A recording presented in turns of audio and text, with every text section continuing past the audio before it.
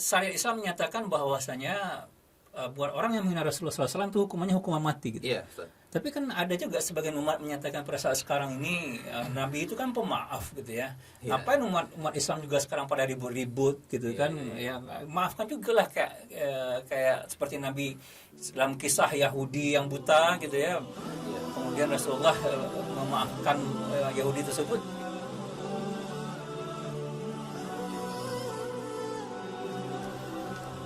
Assalamualaikum warahmatullahi wabarakatuh. Teman-teman Dakwahir Channel, bersama saya Ardi Muluk. Alhamdulillah pada hari ini kita kedatangan tamu Ustadz Abu Hazim dari kota Padang Pariaman. Beliau ini adalah pengemban dakwah di kota Padang Pariaman dan Lubuk Alung. Banyak melakukan kegiatan dakwah pembinaan terhadap remaja dan masyarakat di kota Pariaman. Selamat datang Ustadz. Assalamualaikum. Waalaikumsalam warahmatullahi wabarakatuh.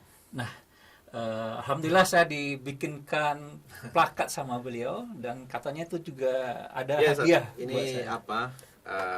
Ya oleh-oleh sedikit ya untuk apa untuk saya tengok kemarin Ustadz videonya gelasnya polos. Oh, Tapi ini Masya saya bikin. Allah, Masya Allah, barakallah, Masya Allah ya. Iya. Ini saya dapat hadiah kawan-kawan semua ya, karena mungkin kemarin minum kopinya tuh polos gitu ya. Ini ada Dakwahir Channel, Masya Allah. Barakallah Ustaz, jazakallah khairan jazai. Nah, kita ini sudah berapa lama nih kenal Ustaz? Udah lama Ustadz ya. Iya. Dulu enggak salah itu awal saya kenal Ustadz 2006. Jadi 14 tahun ya. Oh, Masya Allah. Udah lama Iya, kita kenal ya, alhamdulillah. Sama-sama melakukan Tapi kegiatan. jarang ketemu. Ya, satu di Padang, satu di Pariaman. Nah, teman-teman semua, kita insya Allah akan bincang-bincang nih mengenai kegiatan dakwah ya, kegiatan dakwah, lalu mengenai permasalahan yang up to date yang ada di masyarakat pada saat sekarang ini. Nah, kegiatan Ustadz selama di Pariaman apa saja yang jadi kegiatan dakwah Ustadz? Banyak hal ya. Dulu kita juga mengajar di sekolah Islam, tapi karena kegiatan di dakwah di luar cukup padat ya, kita putuskan untuk off dulu ya, ngajar di sekolah formal. Kita sekarang ini banyak membina anak remaja di Meriah Masjid, remaja di rohis-rohis di sekolah. Begitu pula di majelis-majelis taklim ya, kita ada membina beberapa masjid dan musala. Kita bina khususnya para remaja mereka yang ingin berhijrah ya. Sekarang kan lagi tren hijrah. Bagaimana agar mereka tuh setelah hijrah tuh mereka bisa konsisten, istiqomah di jalan hijrah. Alhamdulillah. Ya. Nanti teman-teman bisa lihat di Instagram beliau, Pariaman Bertauhid ya. Ya, itu channel kita Ya. di Pariaman.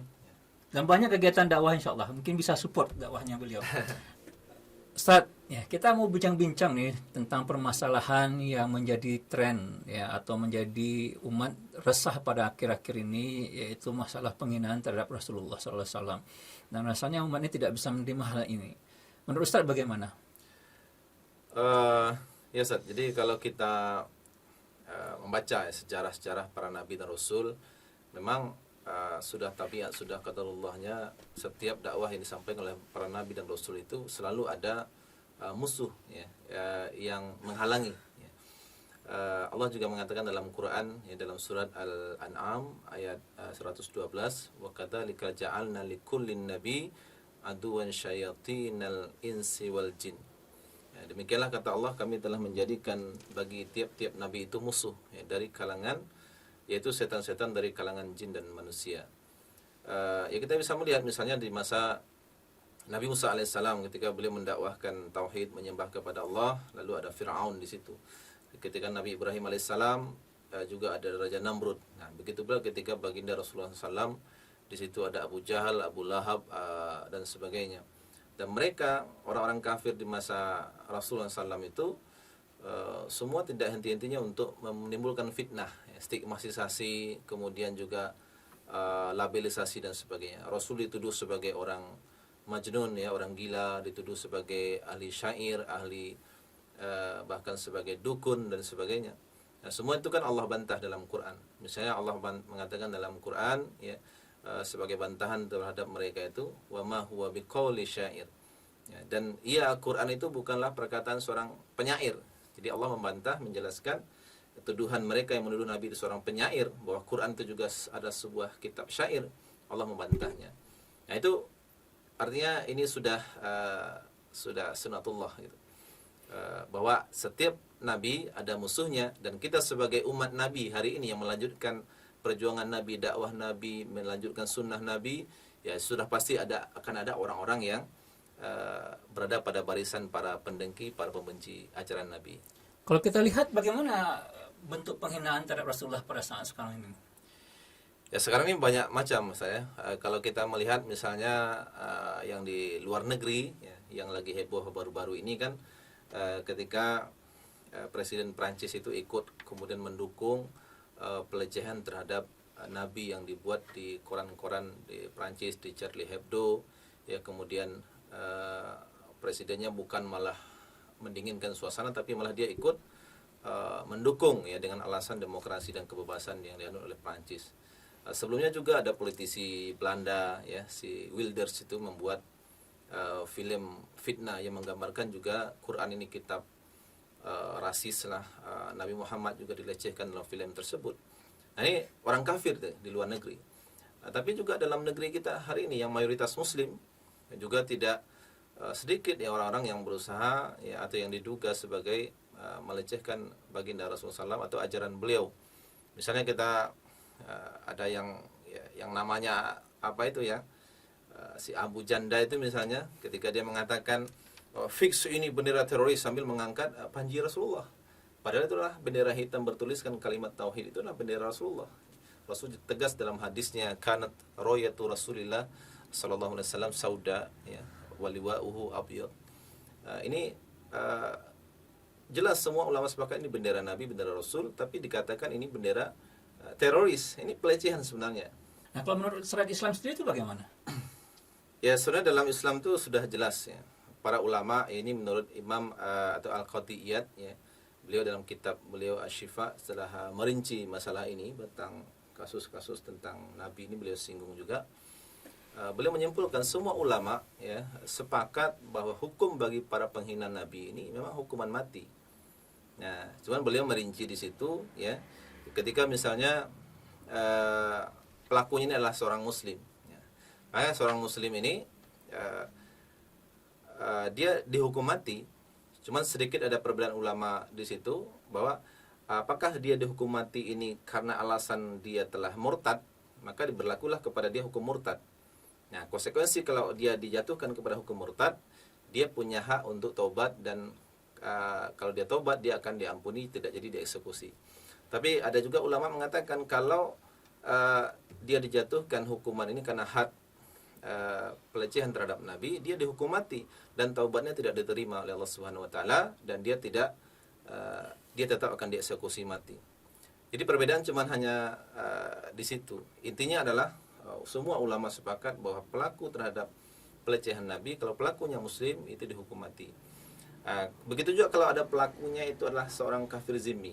Jadi kafir zimmi ini Ustaz, orang kafir yang tinggal hidup minta perlindungan dalam daulah Islam. Zaman Nabi itu ada Yahudi, ada Nasrani ya, yang mereka tinggal dalam daulah Islam, dalam khilafah Islam, yang mereka membuat perjanjian sebagai orang yang tinggal di situ. Nah, kalau dia melecehkan Nabi, maka batallah perjanjiannya tadi, sehingga hukuman mati patas untuknya. Nah, yang ketiga, kalau pelakunya itu adalah berupa negara kafir harbi. Jadi negara kafir harbi ini adalah negara yang berperang ya, dalam posisi negara ini berperang dengan Islam, memerangi umat Islam. Nah, seperti halnya sekarang ini Prancis.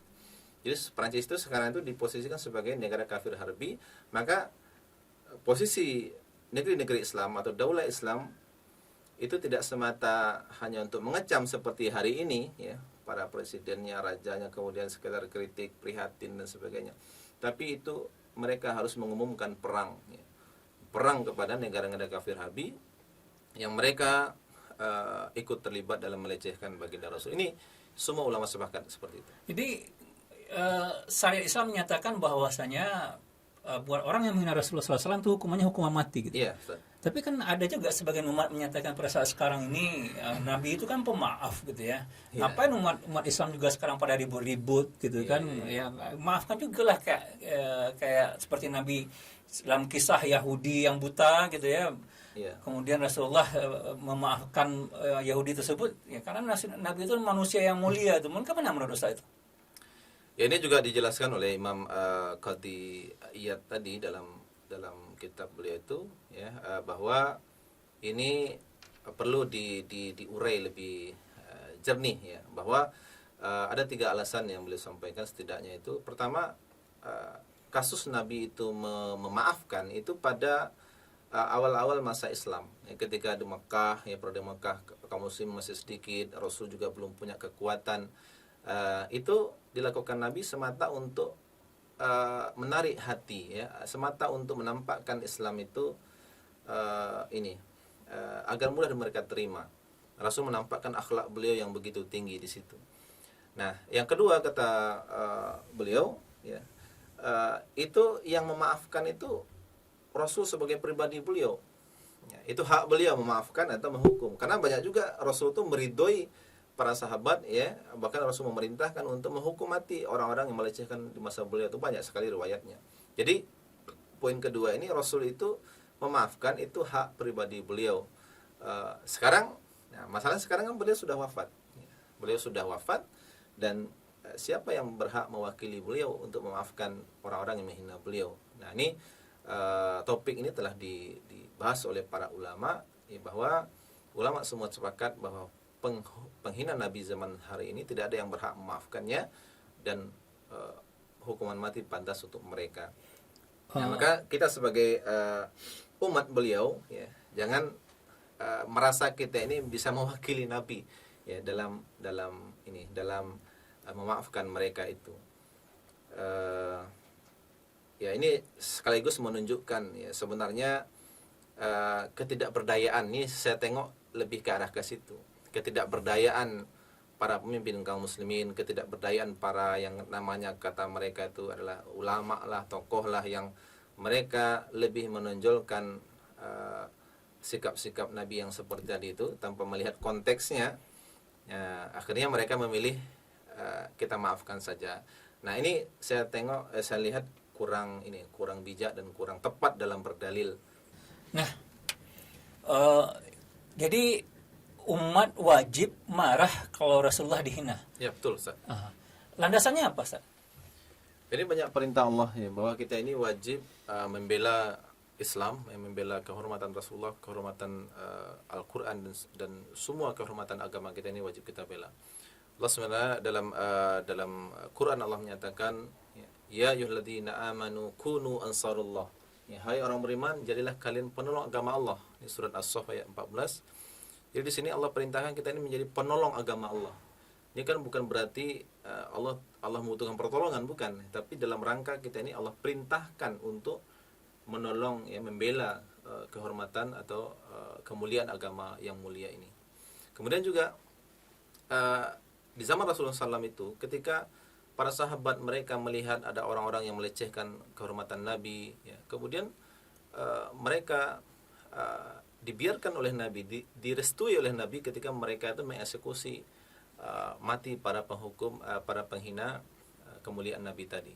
Misalnya ada seorang riwayat yang masyhur, ya, misalnya ada seorang wanita yang dia itu setiap malam itu mencaci maki Nabi, lalu kemudian diingatkan oleh suaminya, tapi kemudian besoknya lagi diulang kembali sampai suaminya tadi tidak lagi tahan, kemudian dia ambil, ya, benda tajam lalu kemudian dihujamkan ke perut wanita tadi.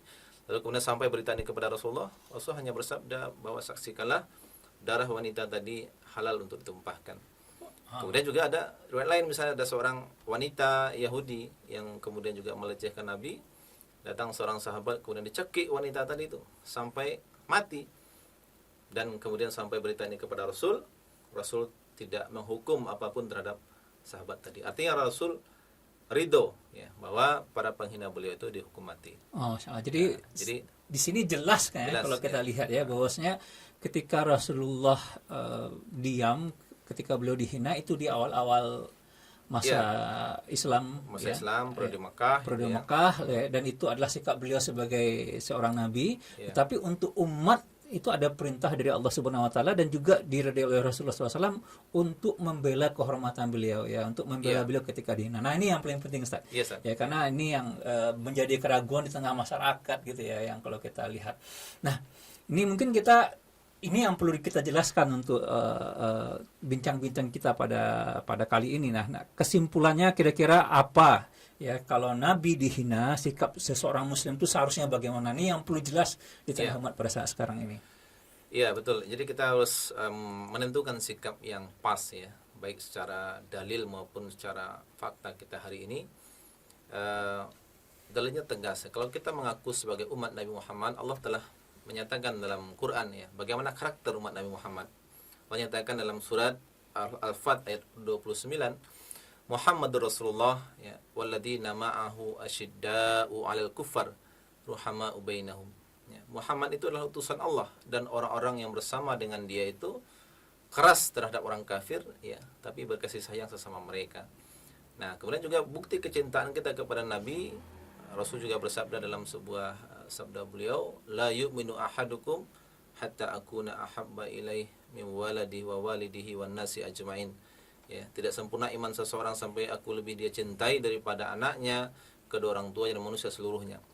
Bayangkan di Ustaz, kalau kita saya dihina orang gitu ya, atau apalagi orang tua kita dihina orang, itu mungkin kita mau ya untuk membalasnya dengan yang setimpal. Nah, apalagi nih kalau kita mengaku Nabi ini posisi beliau itu di atas segalanya, di atas diri kita, di atas orang tua kita, di atas semua manusia seluruhnya, mengapa kita kok malah diam ya, atau kita malah memilih berdalih kita ini memaafkan pelakunya. Nah kemudian juga sikap juga selain kita ini menampakkan kemarahan ya, apa yang dilakukan oleh sebagian kaum muslimin hari ini, mereka berusaha memboikot, itu bagus ya. Ketika mereka juga menyampaikan dengan aksi-aksi protes ya, dengan dakwah-dakwah, berdebat dengan orang-orang yang menghina ini di media sosial, itu sebuah hal yang menunjukkan kecintaan kepada Nabi sallallahu alaihi wasallam. Nah, tapi kita melihat itu kan semua tidak cukup ya, tidak cukup. Karena orang-orang kafir ini ya, ketika mereka melihat kaum muslimin itu hari ini dalam posisi yang lemah, mereka paling hanya bisa protes ya, bisa menghujat, marah, tapi itu tidak bisa menghentikan perilaku mereka, dan dia akan terus berulang. Ya. Maka kita sebagai kaum muslimin wajib membangun sebuah kekuatan. Karena bahasa yang ditakuti oleh orang-orang kafir semacam ini, kafir harbi ini adalah bahasa perang. Nah, sebagaimana dahulu ya kita melihat membaca sejarah ya, bagaimana Sultan Abdul Hamid ya, yang kedua, ketika pada waktu itu beliau mendapat berita bahwa di Prancis ya, akan digelar sebuah pertunjukan drama atau teater yang karya Voltaire ya, yang itu syarat akan penghinaan kepada Nabi. Nah, ketika berita ini sampai ke Istanbul, ke telinga Khalifah atau Sultan Abdul Hamid, beliau langsung memanggil itu duta besar Prancis ya. Dia katakan kalau Prancis tidak menghentikan ya acara ini, maka saya akan ya memimpin jihad kaum muslimin. Nah, Prancis berdalih bahwa kami ini negara demokrasi, kami menganut kebebasan.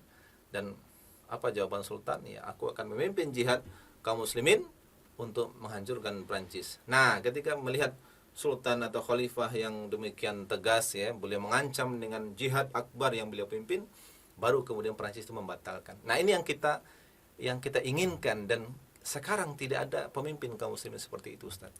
Maka sikap kita sebagai seorang muslim ya, kalau kita benar-benar mencintai Nabi dan benar-benar ingin kasus-kasus serupa ini tidak terulang kembali, maka tidak ada jalan lain. Kita wajib membangun ya sebuah kekuatan yang menegakkan kembali kekhilafahan Islam, supaya kita dipimpin oleh para pemimpin yang mereka hanya takut kepada Allah. Nah, itulah kekuatan real yang akan bisa menghentikan mulut-mulut kotor orang kafir. Nah, itu benar yang kita ingin perjelas Ustaz ya, karena bagaimana sikap yang jelas ya yang harus dilakukan umat ya apabila ada penghinaan terhadap Rasulullah. Karena kita mendengarkan atau bahkan ada orang-orang yang sengaja melontarkan pemikiran-pemikiran yang salah sehingga mereka bersikap lunak terhadap penghina Rasulullah SAW. Ya. Ini mungkin sudah sampai pada akhir bincang-bincang kita. Nah, mungkin bisa Ustaz berikan kesimpulan atau poin-poin penting dalam masalah penghinaan terhadap Rasulullah ini. Ya, jadi penghinaan terhadap Nabi ini, kita sebagai umat beliau menunjukkan kecintaan kita kepada beliau, kita wajib marah. Ya. Sebagaimana hadis Nabi juga, ini sebuah kemungkaran. Ya. Maka kita melakukan semampu apa yang kita bisa. Ya, Nabi mengatakan man ra'a minkum munkaran ya falyughayyiru biyadihi ya. Apabila kalian melihat kemungkaran maka ubah dengan tangan. Ini kepada para penguasa ini yang mereka memiliki wewenang, memiliki kekuatan. Nah, tapi kalau kita sebagai rakyat biasa ini kita tidak mampu ya untuk tidak punya kekuatan, ya kita apa yang kita mampu? Ya kita mampu dengan dakwah, dengan lisan, kita berdebat dengan orang-orang yang para pembenci Nabi tadi, ya kita kemudian melakukan aksi protes, kita kemudian membuat tulisan, membuat itu semua kita kerahkan apa yang kita mampu. Nah, di samping juga kita wajib mengupayakan agar kembali umat Islam ini dipimpin oleh seorang pemimpin yang amanah, yang hanya takut kepada Allah, yaitulah pemimpin dalam sistem daulah Islam atau yang disebut dengan khilafah Islam. Karena dengan khilafah inilah yang telah terbukti dalam sepanjang sejarahnya, tidak satupun orang-orang kafir itu yang berani untuk kemudian menghinakan Nabi. Ya, baik dia itu Muslim, kalau Muslim dia akan dihukum, ya. Kalau dia kafir maka negara akan mengumumkan perang kepada mereka. Nah ini yang agak terlupakan oleh umat hari ini. Umat seolah hanya dipuaskan dengan aksi protes, ya, boikot, lalu itu tidak mengubah apa-apa, ya, sehingga nanti akan terjadi berulang kembali. Maka kita sekali tegankan, kalau kita serius mencintai Nabi, serius ini tidak akan terulang kembali, maka serius pula lah kita untuk kembali menegakkan kekuasaan Islam. Dengannya khalifah akan memimpin jihad kaum muslimin, ya, untuk menghukum mereka yang akan menghina Nabi kita kembali. Terakhir, ya, kita tunjukkanlah pembelaan kita. Saya mengutip sebuah syair yang diutarakan oleh seorang ulama, ya. Beliau menyatakan, "Akhi, ya, wahai saudaraku, inna rijali bahimatan, sungguhnya ada seorang lelaki itu ibarat binatang, ya, ibarat hewan." Kenapa dia ada seorang lelaki disebut sebagai hewan? Fatinun likulli musibati fi malihi. Dia ini cerdas, dia ini cepat tanggap, dia ini peduli kalau ada musibah yang menimpa hartanya. Wa idza yusabu bidinihi lam yasuri. Tapi kalau ada musibah menimpa agamanya, nabinya dihina, Qur'annya dilecehkan, negeri-negeri kaum muslimin dijajah, ya, syariat Islam, khilafah, jihad, cadar kemudian dilecehkan, lam yasuri. Mereka merasa santai saja, mereka tidak peduli. Nah ini disebut oleh ulama ini sebagai lelaki tapi laksana hewan. Nah semoga kita, ya Ustaz, ya, semoga kita ini termasuk orang-orang yang peduli, ya, menunjukkan pembelaan kita kepada agama yang mulia ini, sehingga kita tidak termasuk apa yang disebutkan oleh ulama tadi sebagai tubuh kita seorang manusia laki-laki tapi laksana hewan. Demikian Ustaz. Alhamdulillah. Oke sahabat Dawahir Channel, alhamdulillah itu akhir dari bincang-bincang syariah kita, ya, atau binsar mungkin. Kita belum kasih nama. Ini ya, perdana kita ini melakukan bincang-bincang seperti ini, dan insya Allah, ya, kita akan banyak lagi. Dan kita ucapkan terima kasih kepada Ustaz Dedi, ya, alhamdulillah telah mau hadir. Ustaz Dedi, alhamdulillah terima kasih atas hadiahnya nih, masya Allah, luar biasa nih. Mungkin saya juga pesan nanti untuk logonya. Iya, ini promosi Ustaz, ya. Ya, promosi insya Allah. Baik teman-teman semua, insya Allah, ya, itu akhir dari kita. Terima kasih sudah menonton. Silahkan like, subscribe, dan share. Insya Allah menjadi amal soleh, karena ini adalah dakwah, ya, syariah gitu, ya. Fastabiqul khairat. Assalamualaikum warahmatullahi wabarakatuh. Waalaikumsalam.